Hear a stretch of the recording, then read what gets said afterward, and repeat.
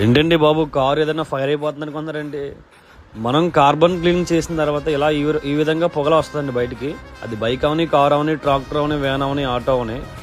మన అడ్ రోడ్లోని ఇదండి మన సెంటర్ నియర్ హైవే అండి. హైవే పాయింట్లోని పక్కన మండీ restaurant, tea time, car decors, మనదే కార్బన్ క్లీనింగ్ సెంటరు. చాలా ఉపయోగం ఉంటుందండి. అడ్ రోడ్లో ఉన్న వాళ్ళు చాలామంది ఉపయోగించుకోవట్లేదు కార్బన్ క్లీనింగ్. మరి ఇన్ని లక్షలు పెట్టి మనం ఇన్వెస్ట్మెంట్ పెట్టామంటే కేవలం మన అడ్ రోడ్లో ఉన్న వాళ్ళందరికీ ఉపయోగపడుతుందని, మరి ఇంత మంచి టెక్నాలజీ మెషిన్ మరి అందరూ ఉపయోగించుకుంటారని మరీ అనుకుంటున్నాను.